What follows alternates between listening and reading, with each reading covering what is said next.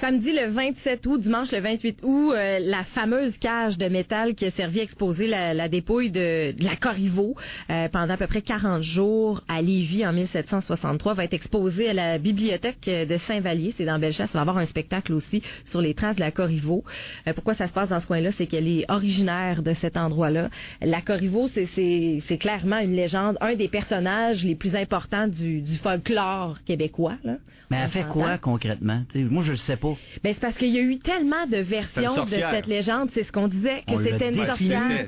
On l'a qualifié de sorcière. Puis à un moment donné, elle avait tué 7 maris. Il y en a qui disent 9. À un moment donné, cette histoire-là, elle est devenue une légende. Puis les légendes ont engendré d'autres légendes. Elle a été légèrement bonifiée. Ouais, si on peut appeler ça une bonification. Alors, pour en parler, on a Luc Nicole Labrie au bout du fil, qui est coordonnateur à la médiation historique pour la Commission des champs de bataille nationaux. Bonjour, Luc. Bonjour. D'abord, Luc, t'es un fan d'histoire de Québec. Là. Si on te plaçait un peu là dans cette passion-là que tu as, c'est pas la première fois qu'on jase d'histoire, puis à chaque fois je bois tes paroles. C'est vraiment une passion que t'as là. Oui, moi ça va faire 15 ans que je travaille en histoire de Québec. Puis j'ai eu à faire des recherches, j'ai créé des activités, puis c'est comment dire, moi c'est ma vie l'histoire de Québec. Donc je pense que la Corriveau, ça s'inclut bien là-dedans parce que même si c'est une femme de Bellechasse, ça reste qu'elle a aussi une grosse partie de son histoire, de pourquoi on entend tout parler de cette femme-là, qui s'est passé ici à Québec. Mais si on revenait sur la véritable histoire de la Corriveau, parce que oui, il y a la légende, mais c'est une femme qui a véritablement existé. Ouais. Ah oui, absolument. Donc, c'est une femme, c'est ça, originaire de Saint-Vallier, sur la rive sud. Sans histoire, pour une bonne partie de sa vie, c'est pas une vieille femme, vous allez comprendre assez rapidement. Donc, en 1749, la Corriveau va vivre un premier mariage avec un homme qui s'appelle Charles Bouchard. Il va avoir 3 enfants de ce mariage-là. On dit, sans dire que c'est le mariage le plus heureux du monde, c'est un mariage sans histoire. Donc, 3 enfants sans histoire. Les choses semblent bien se passer. Cependant, Charles Bouchard, son premier mari, va mourir en 1760. Donc, il meurt, les preuves historiques qu'on a, c'est qu'il meurt d'une maladie. Et c'est des choses qui, sans dire que c'est commun, mais c'est des choses qui arrivaient puis qui étaient, c'est-à-dire on s'imagine la médecine au milieu du 18e siècle, notamment ce qu'elle est aujourd'hui. Ouais. On pouvait facilement mourir d'une maladie. Donc c'est vraiment, pour l'histoire là, il se passe rien de plus que ça à ce moment-là. Mais comme c'était d'usage, au milieu du 18e siècle, une femme célibataire restera pas célibataire très longtemps. Elle va chercher à se remarier. Et elle va se remarier avec un homme qui s'appelle Louis-Étienne Dodier. Donc c'est 15 mois après le décès de son premier mari qu'elle va se remarier, ce qui est quand même une assez longue période. Ce mariage-là avec Dodier, lui, au contraire, et ça on a énormément de preuves, ne sera pas du tout heureux. Donc, ils se chicanent tout le temps. Le couple se chicane tout le temps. Certaines personnes disent que Marie-Joseph Corriveau, elle boit pour essayer d'oublier ou en fait d'essayer de faire passer la pilule. D'un autre côté, il y en a d'autres qui disent que Louis-Étienne Dodier, lui, va battre Marie-Joseph Corriveau. Bref, c'est vraiment, on tombe dans une dynamique de couple qui est complètement différente. Luc, comment on fait pour avoir tous ces détails précis-là des centaines d'années plus tard concernant leur vie de couple? En fait, ça, c'est vraiment intéressant. Je vais dire qu'il y a 3 sources possibles. La première, dans le cas qui nous intéresse, dans le cas de la Corriveau, et c'est pas ça qui va se passer à tout le monde, mais elle va subir un procès, parce que le Dodier va mourir, et dans le procès, il va y avoir énormément de témoignages qui vont raconter la vie du couple, qui vont raconter qu'est-ce qui va se passer.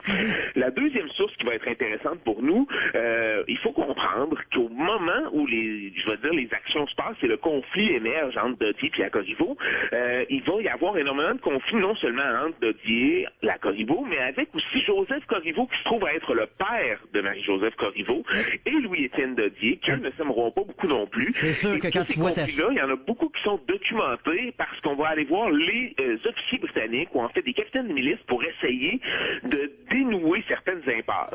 Et donc ça, c'est une autre source de documentation. Là, de ce qu'on en sait, qu'est-ce qui se passe au procès? Comment ça, finalement, elle est reconnue coupable?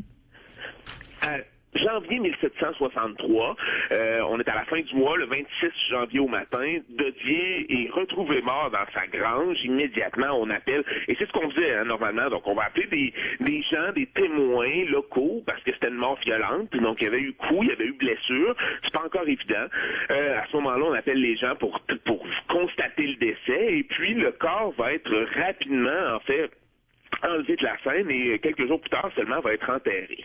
Ce qui va se passer, et là où ça devient complètement intéressant, c'est qu'il y a beaucoup de rumeurs qui vont se mettre à courir, comme quoi la cause du décès, parce qu'on établit au départ que c'est les chevaux qui étaient dans la grange de la famille Dodier-Corriveau, qui ont piétiné, donc c'est un malheureux accident, là, finalement. Tu sais, si un cheval rue un homme, puis après ça le piétine, c'est pas agréable, là, on est d'accord, mais ça reste un accident. Sauf qu'il y a des rumeurs qui courent comme quoi ce serait peut-être pas un accident. On va donc, et là, c'est l'autre aspect qui est très intéressant de cette histoire-là, c'est qu'on est en plein régime militaire. Ça veut dire que les gens qui décident, c'est plus les Français, puis c'est officiellement pas encore un gouvernement civil britannique, mais c'est les soldats britanniques qui sont à Québec, qui vont ordonner qu'on exhume Corriveau, donc qu'on déterre son corps, qui vont ordonner qu'on fasse une autopsie, et là, on va constater qu'il serait pas mort à coups de sabots de chevaux, mais bien à coups probablement d'une fourche qu'il aurait, en fait, avec lequel il aurait été frappé en pleine tête. Et c'est là, en fait, qu'on va décider, les autorités britanniques vont décider de faire un procès. Mais la première personne accusée, c'est Joseph Corriveau, c'est-à-dire le beau-père de Dodier, le père de la Corriveau, qui va être accusé du meurtre, et la Corriveau, elle, serait juste une complice. Un procès, et là, c'est dans ce procès-là qu'on retrouve toutes ces informations sur la vie du couple, comment ça se serait passé. Et finalement, en fait, à la fin du premier procès, Corriveau est retrouvé coupable. Donc, mais là, vous allez me dire, pourquoi c'est pas Joseph Corriveau qui a été pendu? C'est que juste avant, en fait, bien entendu, c'est un meurtre. Donc, les Britanniques, et comme les Français d'ailleurs, une des peines les plus communes pour le meurtre, c'était la pendaison. Oui. Juste avant d'être pendu, parce que là, vous n'êtes pas en pleine cour, et là, c'était une cour martiale, donc devant 12 officiers britanniques, les officiers font pas, vous allez être pendu, ils vous prennent pas, la corde n'est pas prête, là. Donc, souvent, ça va prendre une journée, 2 ou 3, puis là, on est au mois d'avril 1763 à ce moment-là, et on prend pas la fin de semaine, il y a des offices religieux, bref, ça va aller au lundi suivant. Mais juste avant de se faire pendre, notre ami Joseph Corriveau se confesse. Il se confesse à un père, un religieux qui à ce religieux-là, il va lui dire que lui, là, il l'a pas tué. Et il essaie seulement de prendre le blâme, c'est un homme plus vieux, il prend le blâme parce que c'est sa fille qui est extrêmement malheureuse dans son mariage-là, mais c'est sa fille qui l'aurait fait. Le confesseur s'en va immédiatement voir les Britanniques, leur dit, écoutez, là, vous êtes en train de pendre un homme innocent, ça va prendre un deuxième procès. Suite à ce témoignage-là, les Britanniques organisent un deuxième procès, et là, ça va être expéditif, dans le sens que ils vont demander à la Corriveau si elle est coupable, et pour n'importe quelle raison, la Corriveau va dire qu'elle est coupable lors du deuxième procès, donc elle s'accuse elle-même. À ce moment-là, les Britanniques, il y a deux choses qui rentrent en ligne de compte. D'un, on se dit, ben là, on est en train de prendre la mauvaise personne, mais de deux, comme pour la première cause, ils vont vouloir en faire un exemple. Il faut comprendre que c'est une femme qui aurait tué son mari. C'est une faute qu'on considère extrêmement grave. On lui ajoute une certaine gravité, étant donné la relation, en fait, là, je ne rentrerai pas dans tous les détails, là, mais la relation un peu de servitude dans laquelle la femme se retrouvait face à son mari au milieu du 18e siècle. Donc, c'est cette espèce le fait de s'être fait tromper, le fait que ce crime-là soit considéré très grave. C'est un facteur aggravant, là. Exact. On va décider de la pendre. Elle sera pendue sur les plaines d'Abraham le lundi 18 avril 1763. À quel endroit sur les plaines on faisait ça? Comment ça se passait? Avait-tu du monde qui allait voir ça? Oui, il y avait toujours des curieux lors des pendaisons, peu importe c'était quoi. On dit qu'elle a été pendue sur les buttes à Neveu. Le site exact, là, si vous voulez dire, j'étais-tu quoi, Clairefontaine, puis non, j'ai pas le site exact pour vous autres ce matin. Mais on dit sur les buttes à Neveu, donc pour situer les gens, c'est à peu près à la hauteur du jardin Jeanne d'Arc. Donc quand on monte la grande allée, c'est passé à partir du Vieux-Québec, disons passer un peu le Concorde. Ce serait à cette hauteur-là qu'elle aurait été pendue. C'est une zone là un peu flou, un peu vague, mais vraiment dans ce secteur-là. Donc, les Britanniques l'ont amenée à partir du monastère des Ursulines, où elle était gardée, et on l'a traînée dans une brouette, à pied, jusque sur les buttes à Neveu. Et là, il y avait un gibet qui était préparé, donc une structure de bois. On a installer la corde au cou de la Corriveau. Et puis, c'est justement, tout simplement, je dis tout simplement, c'est un peu, comment dire, glauque de dire tout ça, mais tout simplement, on l'a pendu.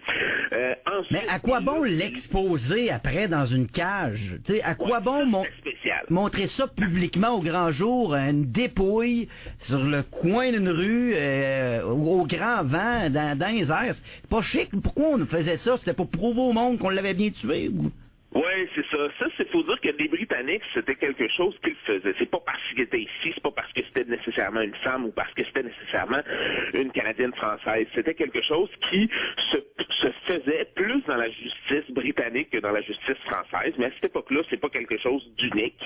Mais c'est quand il y avait des crimes qui marquaient l'imaginaire. Dans ce cas-ci, une femme qui tue son mari, qui avait en fait même trompé la vigilance, je vais dire, d'une cour martiale lors d'un premier procès, ça avait vraiment frappé l'imaginaire. Et c'est pour ça, donc, qu'on lui a fait un procès. On lui a fait, pas un procès, mais qu'on lui a fait une cage de métal. Donc, et ça, c'est après la mort. On a mis son corps dans une cage. Donc, il faut imaginer, là, des espèces de cerceaux de métal tout autour de son corps. Donc, ça fait vraiment le tour de son corps. Elle est mise dans sa cage. C'est cette cage-là qu'on va accrocher. C'est sur le chemin de la Pointe-Lévis. Donc, on est sur la Rive-Sud. C'est sur la Rive-Sud que son corps va être exposé. Une quarantaine de jours. Donc, beaucoup plus tard, fin du mois de mai, qu'on va autoriser, c'est-à-dire là, c'est encore une fois, c'est le gouverneur britannique militaire, Murray, qui va autoriser qu'on décroche la cage. Et c'est toute cette histoire-là de cage qui nous fait en sorte que quand on va enterrer finalement la cage, oui. À un moment donné, elle va être déterrée parce que c'était assez commun, on enterre quelque part, puis là, il faut changer les ossements de place, le cimetière doit s'agrandir. C'est quand la cage va être déterrée, on est au milieu des années 1800, à peu près, je veux dire 100 ans, 90-100 ans après les événements d'origine, que là, les gens vont se mettre à raconter des histoires parce que, oui, les anciens se rappellent qu'il y a une femme qui aurait tué son mari, mais pourquoi on l'a mis dans une cage? Parce que les Britanniques n'ont pas réutilisé énormément ce châtiment-là. Le fait de le mettre dans une cage, ça va avoir marqué les imaginaires. Ouais. Qui c'était cette femme-là? Là, les gens sont mis à dire, c'est pas un mari qu'elle a tué. Non, moi j'ai entendu dire qu'elle en avait deux, ce qui était vrai. Les deux sont morts, oui, mais il y en a un qu'elle a tué. Ou en fait, duquel elle s'est rendue coupable de l'avoir tué, parce que le fait de savoir si c'est vrai, ça c'est une autre histoire. Mais on s'est mis à dire qu'il y en avait 2, puis 3, puis 5, puis 7, puis 10, puis en fait, elle s'est mise à être une tueuse en série. Et c'est comme ça que la Corriveau va entrer dans la légende plutôt que dépasser son simple statut de personnage historique. Et ce qui est particulièrement drôle, c'est qu'on a nommé une bibliothèque en son nom, sachant que c'était une tueuse potentielle. Moi, ça me rentre pas dans l'esprit.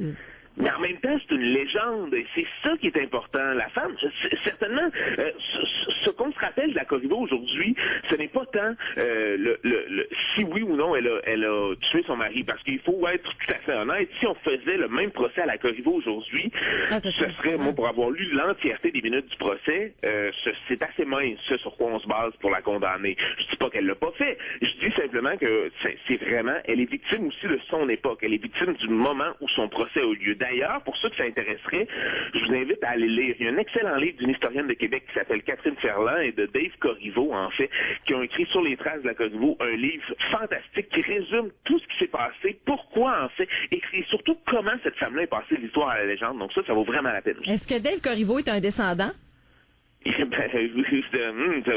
Fin travail d'enquête, Catherine Emmanuel. Je suis assez efficace, hein? Je lis entre les lignes, moi, là.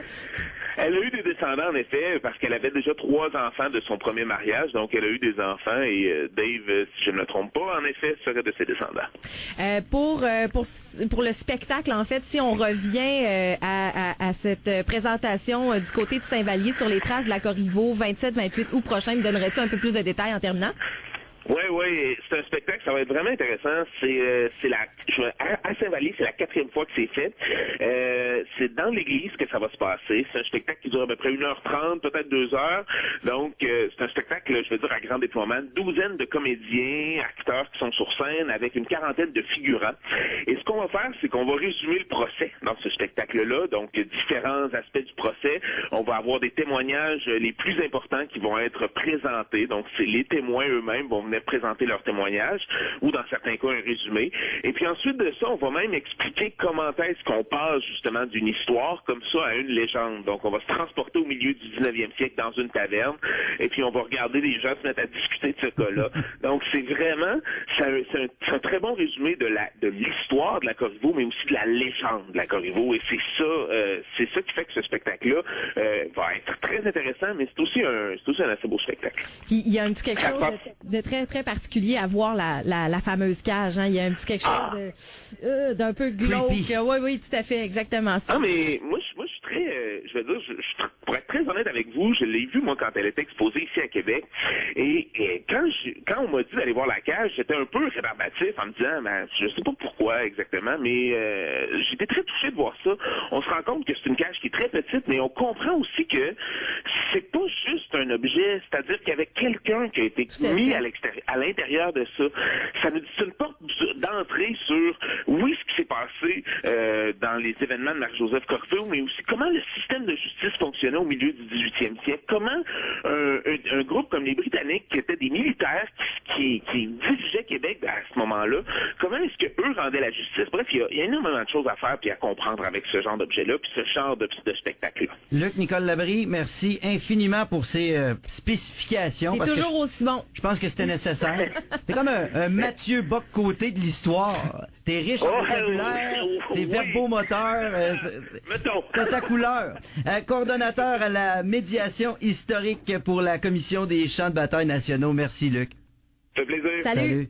Ah, il est bon? Oui, fluide. Parce qu'il connaît tout en plus les anecdotes là, de la petite histoire de l'histoire de Québec et du Québec. Là, c'est vraiment intéressant de lui parler. Puis tu sais, c'est quand même quelque chose qui suscite l'intérêt puisque c'est la 4e année qu'on reprend la série de spectacles. Donc il y a quelque chose autour de la Corriveau qui est vraiment un gros buzz. On s'arrête, on vient. On est vraiment en retard, 7h04.